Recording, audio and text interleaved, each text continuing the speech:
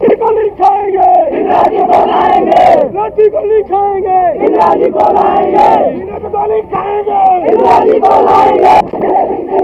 जनता party की गुंडागर्दी नहीं चलेगी, नहीं चलेगी, हम भी वहाँ नहीं चलेगी। जो राजनीतिक लाभ के लिए लोग धर्म का नाम लेते हैं या समाज का नाम लेते हैं या भाषा का नाम लेते हैं या जाति का नाम लेते हैं, वो देश की भलाई नहीं चाहते हैं।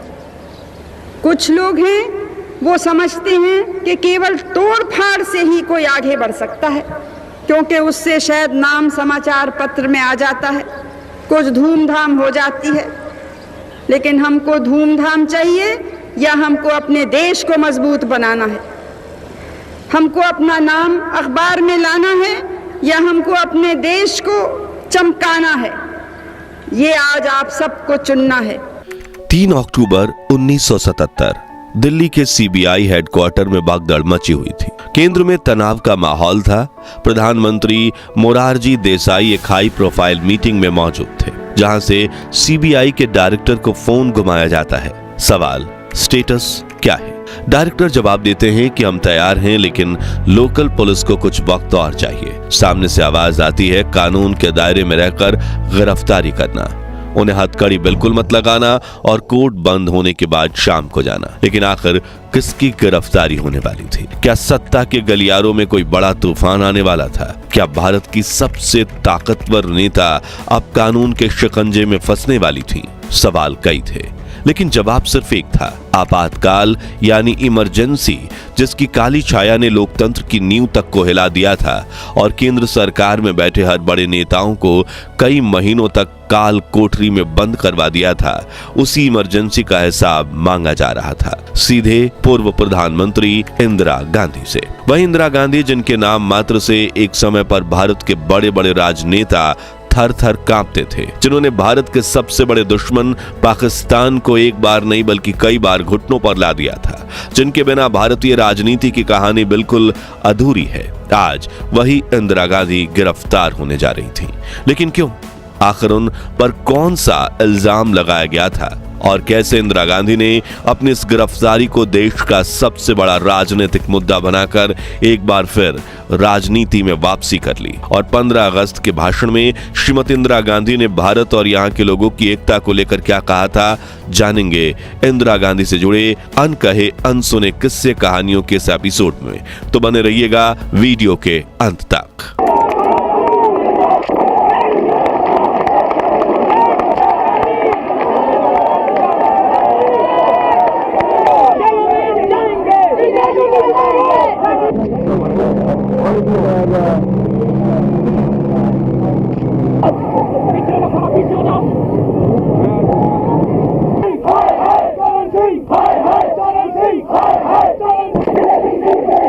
पार्टी की गुंडागर्दी नहीं चलेगी, नहीं चलेगी, हम भी वहाँ नहीं चलेगी। को लिखाएंगे, इंदिरा जी को लाएंगे, रांची को लिखाएंगे, इंदिरा जी को लाएंगे, इंदिरा को लिखाएंगे, इंदिरा जी को लाएंगे, इंदिरा को लिखाएंगे, इंदिरा जी को लाएंगे, इंदिरा को लिखाएंगे। दोस्तों, आपातकाल यानी इमरजेंसी भारत की राजनीति का वो काला अध्याय है जिसकी आलोचना आज भी की जाती है। 25 जून 1975 के दिन जब प्रधानमंत्री इंदिरा गांधी ने देश में आपातकाल की घोषणा की, तब पूरा देश स्तब्ध हो चुका था।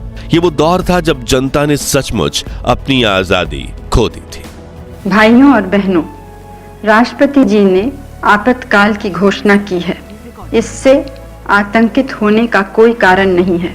आप सभी गहरे और व्यापक षड्यंत्र से अवगत होंगे जो उस समय से रचा जा रहा है जब से मैंने भारत के जनसाधारण के लाभ के लिए कुछ प्रगतिशील उपाय करने शुरू किए। जब इंदिरा गांधी ने गरीबी हटाओ के जमकर नारे लगाए और प्रचंड बहुमत के साथ उनकी सत्ता में दोबारा वापसी हुई थी। ये वही दौर था जब दुनिया के नक्शे पर बांग्लादेश का उदय हुआ था। कहानी की शुरुआत होती है वर्ष 1971 में आम चुनाव से इंदिरा गांधी को मां दुर्गा और आयरन लेडी जैसे नामों से पुकारा जाने लगा था। मगर कुछ ही समय बाद स्थितियां बदल गईं। सरकार के सामने विपक्ष की मांगें बढ़ती जा रही थी और विदेशी राजनीति में भी भारत की पकड़ छूट रही थी, जिससे इंदिरा गांधी काफी परेशान थी और उन्होंने 25 जून 1975 के दिन एक ऐसा फैसला किया जो भारत के लिए किसी भी शॉक ट्रीटमेंट से कम नहीं था। यह था देश में आपातकाल लागू करने का फैसला। 21 महीने तक चली इस इमरजेंसी में लाखों लोगों पर सरकार का कहर बरसा, हजारों लोगों के घर तोड़े गए, 62 लाख लोगों की जबरन नसबंदी कर दी गई और विपक्ष के दिग्गज नेताओं को महीनों तक सलाखों के पीछे डाल दिया गया। लोग इंदिरा गांधी से इतने खफा थे कि जब 1977 में इमरजेंसी हटने के बाद फिर चुनाव हुए तो इंदिरा गांधी अपने गढ़ रायबरेली से चुनाव हार गईं। वहीं उनकी कांग्रेस ने भी सत्ता गंवा दी और पहली बार देश को गैर कांग्रेसी जनता पार्टी सरकार का गठन कर उनका प्रधानमंत्री प्राप्त हुआ। संसद में कांग्रेस के सदस्यों की संख्या 352 से घटकर 153 आ गई थी। उत्तर प्रदेश, बिहार, हरियाणा, दिल्ली और पंजाब जैसे 5 राज्यों में कांग्रेस को एक भी सीट नहीं मिली थी, जिसके बाद कुछ समय के लिए इंदिरा गांधी ने राजनीति का मोह त्याग दिया। लेकिन उन्हें सत्ता में वापस लाने वाली खुद भारतीय जनता पार्टी की सरकार थी। मगर कैसे, चलिए जानते हैं। 1977 में जनता पार्टी की सरकार बनते ही ज्यादातर नेता चाहते थे कि जैसे उन्होंने इमरजेंसी में महीनों का वक्त जेल में गुजारा, इंदिरा गांधी भी जेल में जाकर उस माहौल का एहसास करें। लेकिन उन्हें सलाखों के पीछे भेजना बिल्कुल भी आसान नहीं था। सरकार ने उनके खिलाफ भ्रष्टाचार के आरोप लगाते हुए जांच के लिए शाह आयोग का गठन किया, जिन्होंने इंदिरा गांधी के खिलाफ कई केस लगाए। लेकिन जो सबसे ज्यादा मजबूत केस था वो था जीप स्कैम। दरअसल रायबरेली में चुनाव प्रचार के दौरान इंदिरा गांधी की रैली के लिए 100 जीपें खरीदी गई थीं, जिनकी कीमत उस वक्त के हिसाब से 40 लाख रुपए थी। और हेल्थ मिनिस्टर राज नारायण ने इंदिरा गांधी पर आरोप लगाते हुए कहा कि उन्होंने ये जीपें कांग्रेस के पैसे से नहीं बल्कि सरकार और इंडस्ट्रियलिस्ट के पैसे से खरीदी हैं। उस वक्त जॉर्ज फर्नांडिस, अटल बिहारी वाजपेयी और लाल कृष्ण आडवाणी तीनों इंदिरा गांधी की गिरफ्तारी के पक्ष में थे। हालांकि प्रधानमंत्री मोरारजी देसाई इस गिरफ्तारी में एक भी गलती नहीं चाहते थे। गृह मंत्री चौधरी चरण सिंह ने गिरफ्तारी के लिए खुद कई पुलिस अफसरों की फाइल्स देखी और सीबीआई के superintendent of police NK Singh को चुना और उन्हें आदेश दिया कि यह गिरफ्तारी 3 अक्टूबर की शाम को होनी चाहिए, ताकि इंदिरा गांधी कम से कम एक रात सलाखों के पीछे गुजारें। क्योंकि अगर दिन को गिरफ्तारी होती तो इंदिरा गांधी के वकील उन्हें जमानत दिलवा ही देते और गिरफ्तारी के वक्त तक इसे टॉप सीक्रेट रखने के लिए भी कहा गया। अब शुरुआत वाली कहानी पर वापस आते हैं। तो 3 अक्टूबर की शाम 4:45 पर सीबीआई इंदिरा गांधी के घर पहुंच जाती है। उस वक्त संजय और मेनका बैडमिंटन खेल रहे थे। संजय ने उनसे पूछा क्या काम है। तब एनके सिंह ने कहा, हम भ्रष्टाचार अधिनियम एक्ट की धारा 52 के तहत श्रीमती इंदिरा गांधी को हिरासत में लेने आए हैं। यहाँ ये लोग घर की वेटिंग एरिया में पहुंचे। वहां संजय भागते हुए बाहर गए, जहां अपने वकीलों की फौज बुलाने। एनके सिंह से कहा गया कि इंदिरा गांधी मीटिंग्स में बिजी हैं, आप इंतजार कीजिए। और वो करीब 1 घंटे से ज्यादा समय तक इंदिरा गांधी से मिलने के लिए इंतजार ही करते रहते हैं। ज्यादा समय हो जाने के बाद एनके सिंह भड़कना शुरू कर देते हैं। वो कहते हैं कि अगर 15 मिनट के भीतर इंदिरा गांधी से मिलने नहीं दिया जाता है तो बड़ा फैसला लिया जाएगा। इसके बाद पूर्व पीएम बाहर आती हैं। एनके सिंह उन्हें अरेस्ट वारंट पढ़कर सुनाते हैं। तब वो कहती हैं, हथकड़ी कहाँ है? मैं बिना हथकड़ी के कहीं नहीं जाऊंगी। पुलिस ने उन्हें काफी समझाया, हम आपको हथकड़ी नहीं लगा सकते। इतने में इंदिरा गांधी के वकील वहां पहुंच गए और उन्होंने एनके सिंह को घेर लिया और एफआईआर की कॉपी मांगी, लेकिन एनके सिंह ने उन्हें कॉपी नहीं दी। हथकड़ी को लेकर बहस करीब 7:30 बजे तक चली। अब तक इंदिरा गांधी के घर के बाहर कांग्रेस समर्थकों की भीड़ लग चुकी थी। इंदिरा गांधी ने अपनी गिरफ्तारी को आपदा में अवसर बनाने का प्लान बना लिया। वो 3 बार अपने बेडरूम से बाहर निकली, लेकिन वापस अंदर चली गई, क्योंकि नारे अब भी उतने तेज नहीं थे। आखिरकार 8 बजे इंदिरा गांधी बाहर आती हैं और पुलिस वैन में आकर बैठ जाती हैं। कुछ देर बाद वो उसी वैन से ऊपर खड़ी हो जाती हैं और नारे इतने तेज हो जाते हैं मानो ये रायबरेली में होने वाले उनकी चुनाव की रैली हो। उन्होंने भीड़ और मीडिया को संबोधित किया और अपनी पूरी गिरफ्तारी को राजनीतिक अवसर के रूप में बदल दिया। और करीब 8:30 बजे जब इंदिरा गांधी को गिरफ्तार करके लाया जा रहा था तो कुछ कांग्रेसी गाड़ी के आगे आकर लेट गए, लेकिन पुलिस ने जैसे ही रफ्तार बढ़ाई वो वहां से उठ गए। अब जैसे ही पुलिस की वैन निकली, उनके पीछे संजय गांधी की मेटाडोर, राजीव गांधी गाड़ी और कांग्रेस का बड़ा काफिला भी चलने लगा। उन्हें फरीदाबाद के गेस्ट हाउस में ले जाया जा रहा था, मगर तभी एक हैरान करने वाला किस्सा हुआ। दरअसल पुलिस वैन ने जैसे ही फरीदाबाद की तरफ अपनी गाड़ी मोड़ी, तभी रास्ते में एक रेलवे फाटक आया जहां से 2 ट्रेनें गुजर रही थीं, इसलिए पुलिस को रुकना पड़ा। तभी इंदिरा गांधी अचानक गाड़ी से उतर गईं और पास बने एक चबूतरे पर बैठ गईं, इस जिद में कि मैं दिल्ली के बाहर नहीं जाऊंगी। इधर पीछे से आ रहे इंदिरा गांधी के वकीलों ने भी पुलिस को घेर लिया और कहा कि आप कोर्ट के ऑर्डर के बिना इंदिरा गांधी को दूसरे राज्य यानी हरियाणा नहीं ले जा सकते।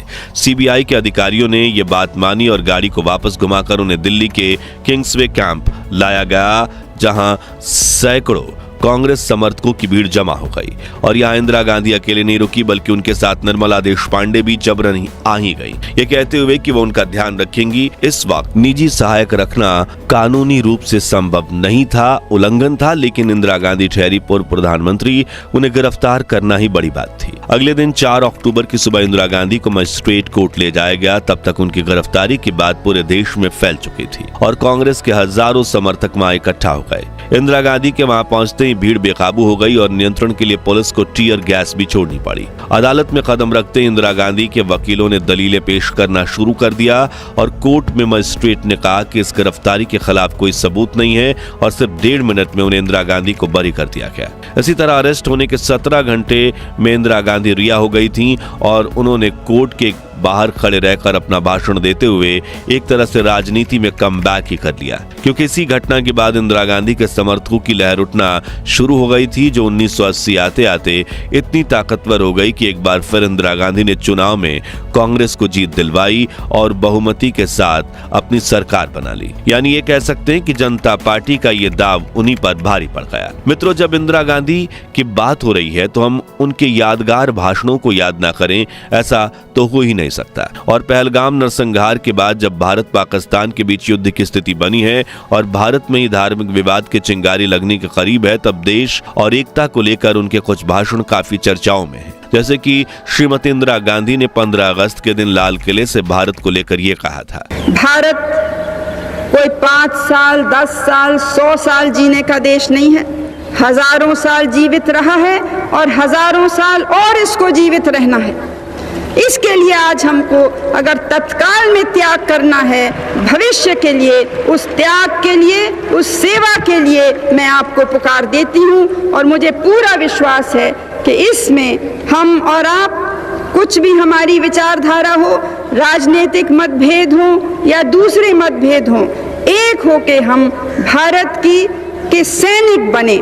हम वर्दी नहीं पहनते हैं, जो वर्दी पहनते हैं उनका हम आदर करते हैं और उन पर हमारा गौरव है, लेकिन हम उनसे कम सिपाही नहीं हैं इस भारत को आगे बढ़ाने की लड़ाई में। तो फिर से मेरी यही प्रार्थना है कि हम एक हों, हम मजबूत हों, हम जिंदा दिल से और हंसते हुए, खुशी से, कष्ट को सहते हुए हम आगे बढ़ें, इस सुंदर देश को और सुंदर बनाएं। उनकी ये बात सुनकर हर तरफ तालियों की गड़गड़ाहट गूंज उठी। वहीं उन्होंने धर्म के बल पर देश को बांटने वालों को लेकर ये कहा, जाने या अनजाने कुछ ऐसे लोग हैं, कुछ ऐसे तबके हैं जो जाति के नाम से समाज को चोट पहुंचाते हैं, धर्म के नाम से धर्म को ही धक्का पहुंचाते हैं, प्रांतीयता के नाम से देश को आघात करते हैं। ये है हमारी कमजोरी। जबकि राष्ट्रीय एकता को लेकर उनके ये विचार थे, आज जो भारत के प्राचीन मूल्य हैं उनको हमको मजबूत बनाना है। हम भारतीय नागरिक हैं और हम में से किसी को कभी न वो काम करना है, कभी न वो शब्द बोलने हैं, कभी वो विचार भी करना नहीं है जिससे भारत माता का सिर झुक सकता है। वहीं उन्होंने देशवासियों को भारत माता का सर झुके ऐसा काम ना करने के लिए कहा। तो आज के लिए बस इतना ही। आपको प्रधानमंत्री इंदिरा गांधी की गिरफ्तारी की अनकही अनसुनी कहानी और उनकी स्पीच कैसी लगी कमेंट्स में बताइए। उम्मीद है आपको ये वीडियो पसंद आई होगी, और अगर हाँ तो लाइक और शेयर करके हमें सपोर्ट कीजिए, और ऐसी रोचक किस्से कहानियां सुनते रहने के लिए हमारे चैनल को सब्सक्राइब करके पास वाली घंटी जरूर बजा दीजिए। जय हिंद, जय भारत।